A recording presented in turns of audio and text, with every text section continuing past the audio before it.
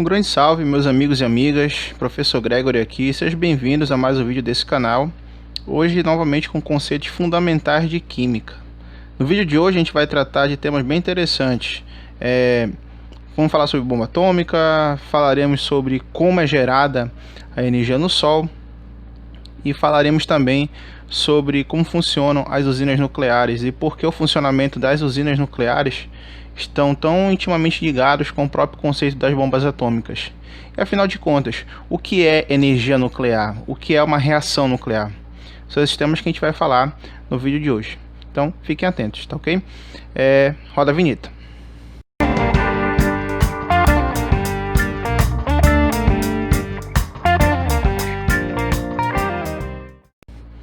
Bom, então no vídeo de hoje falaremos sobre dois conceitos que são fundamentais no estudo da radioatividade, que são os conceitos de fissão nuclear e fusão nuclear, ok? Vamos lá. Primeiramente, antes de a gente poder falar desses conceitos propriamente, é importante falarmos sobre reações nucleares. O que significa esse termo, gente? Bom, dentro da química nós temos os conceitos das chamadas reações químicas, né? As reações químicas, elas acontecem, elas envolvem mudanças que vão ocorrer na eletrosfera dos átomos. Para quem não está lembrado, a eletrosfera é essa parte aqui mais externa. É a parte mais externa do átomo onde ficam os elétrons, por isso o nome, ok?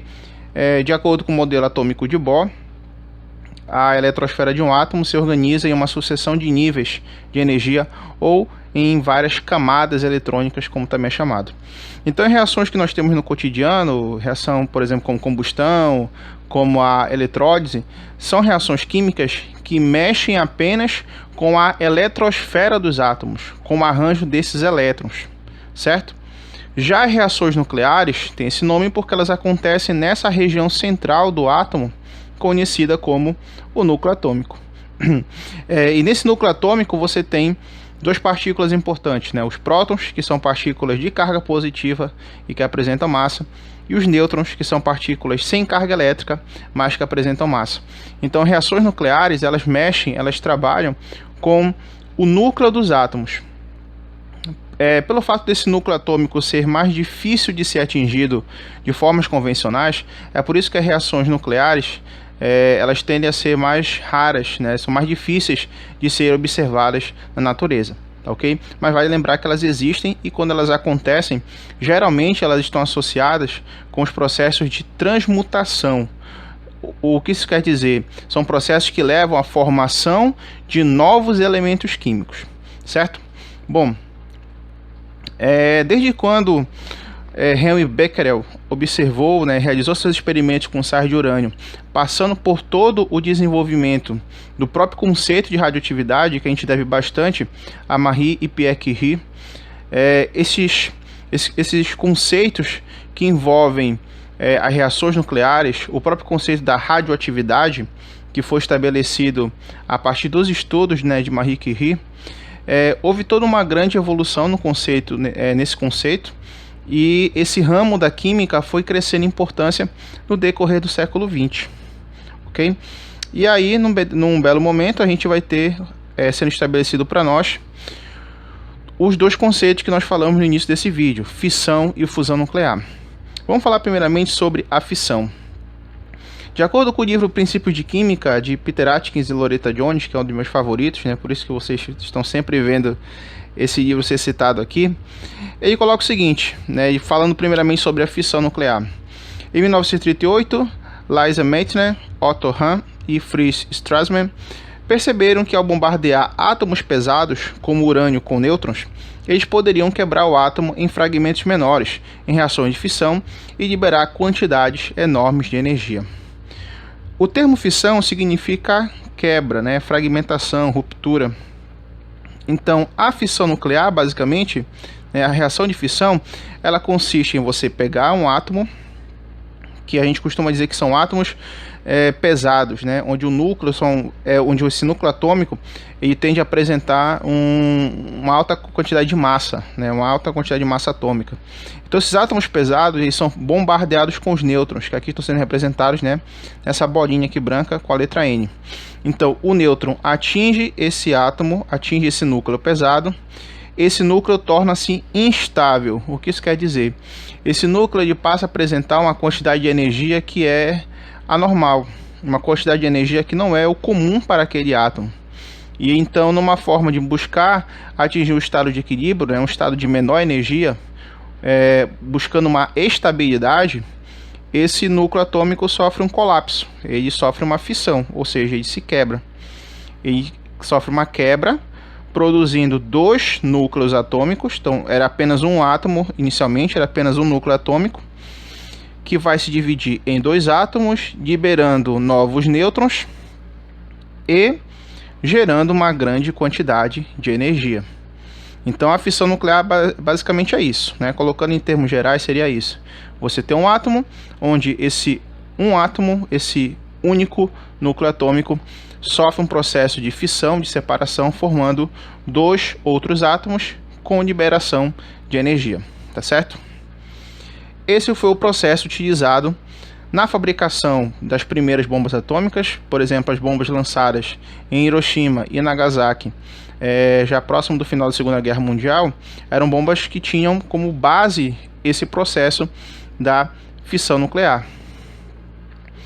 Outro uso muito importante do processo de fissão é nas usinas nucleares, porque como o processo gera energia, essa energia pode ser aproveitada para fins benéficos, né? Pode aproveitar para gerar energia para uma cidade, né? Muitos países do mundo utilizam dessa forma para gerar energia elétrica, né?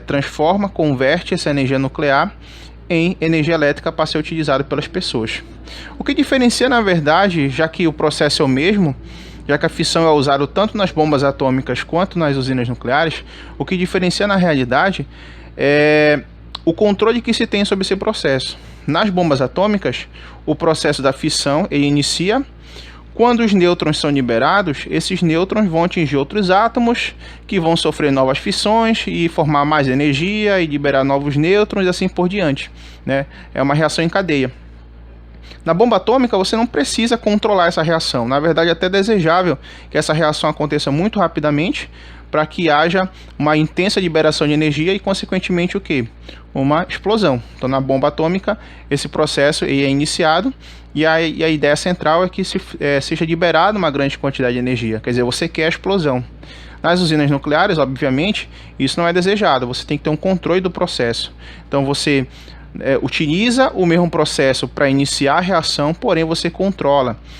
O excesso de nêutrons formados é retirado para evitar que a reação fuja ao controle. E aí você pode controlar, né, você pode dosar a energia que está sendo formada. E basicamente a usina nuclear ela opera dessa maneira. O princípio é o mesmo, mas a maneira como esse princípio transcorre é que sofre uma diferença. Há um controle desse processo nas usinas nucleares para que, claro, você não tenha acidente. Embora a história mostre para a gente vários casos de situações em que ocorreram acidentes envolvendo usinas nucleares e reatores nucleares, mas a verdade é que esse processo nas usinas ele tende a ser controlado, ok? Tem um vídeo muito bacana que fala sobre o funcionamento de um reator nuclear dentro de uma usina, que foi feito pelo meu amigo, o professor Flávio Negrão, que também tem um canal de Química, o Química do Enem Minutos. E nesse vídeo que eu estou mostrando para vocês, vai estar o card aí com a sugestão do vídeo.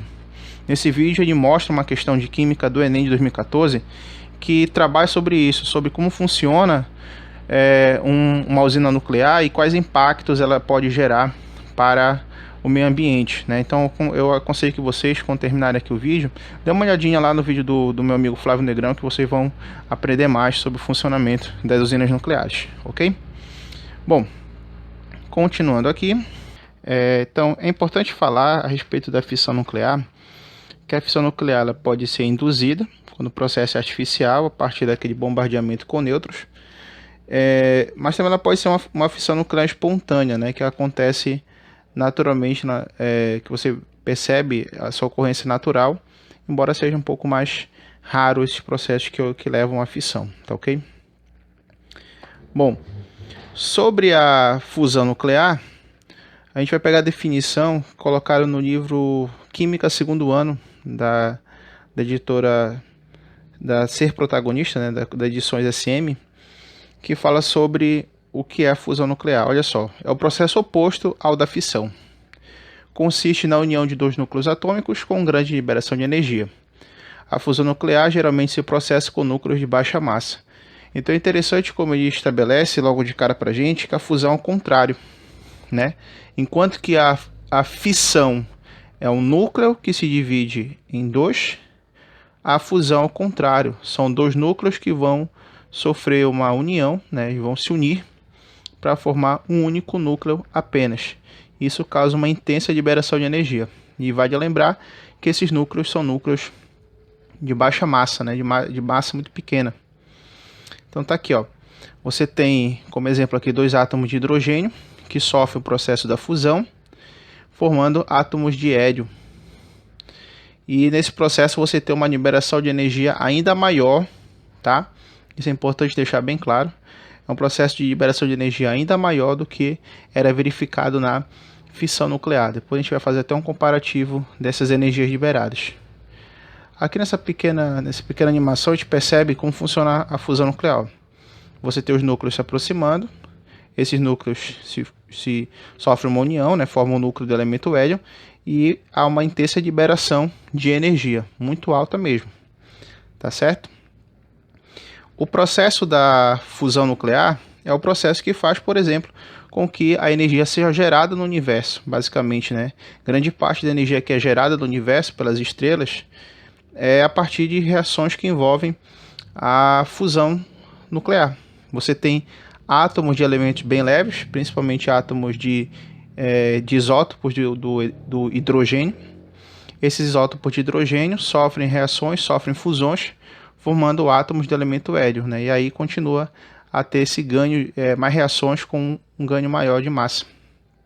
E é importante ressaltar que essas reações produzem uma grande quantidade de energia. Então, basicamente, a energia solar é formada assim, a partir de reações de fusão nuclear.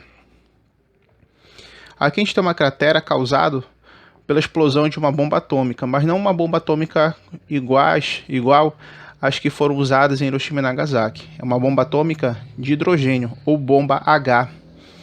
Então, as bombas de hidrogênio, que são bombas atômicas que trabalham a partir do processo da fusão nuclear, né? Então, para vocês terem uma ideia de como essas bombas têm um poder de geração de energia muito alto, as bombas de hidrogênio possuem uma média de 200 vezes mais capacidade destrutiva do que as bombas lançadas em Hiroshima e Nagasaki. Então, e vai lembrar que essas bombas lançadas em Hiroshima e Nagasaki eram bombas atômicas baseadas em fissão nuclear.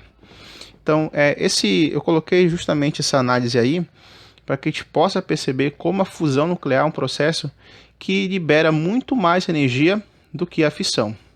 É um processo que é difícil para ocorrer, porque no momento que você tenta unir os núcleos atômicos, pelo fato dos núcleos conterem prótons, acontece uma repulsão de cargas, né? Os prótons de um núcleo atômico exercem uma repulsão sobre os prótons do outro núcleo atômico. Então essa repulsão impede a união dos átomos, impede que haja essa união. Então é por isso que o processo da fusão nuclear ele acontece e não acontece de uma forma tão simples. É necessário que você tenha altas temperaturas para que a fusão nuclear possa acontecer.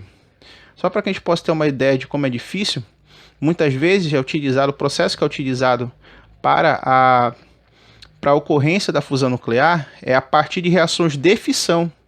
Então quer dizer, você realiza uma reação de fissão nuclear, que em teoria precisa de menos energia para acontecer. Então você realiza uma fissão nuclear, essa fissão promove o aumento de temperatura necessário para que uma reação de fusão possa acontecer. Tá certo? Então quer dizer, a gente percebe aí como a fusão nuclear, embora seja um processo que ela libera muito mais energia, mas também precisa de mais energia para poder acontecer, tá ok? Então, gente, a partir dessa última análise aí, desse comparativo, né, espero que tenha ficado bem claro para vocês a diferença entre os processos de fusão e fissão nuclear, tá ok? São dois conceitos importantes que estão diretamente relacionados com a radioatividade. Né? Dentro desse tema a gente ainda pode comentar várias coisas sobre sobre o lado bom e o lado ruim da radioatividade. Também dá para comentar sobre mais exemplos, né? O uso principalmente da tecnologia da fissão na fabricação das bombas atômicas e como isso foi um um ponto de virada, né, na questão dos conflitos, principalmente no que diz respeito à produção de artefatos bélicos.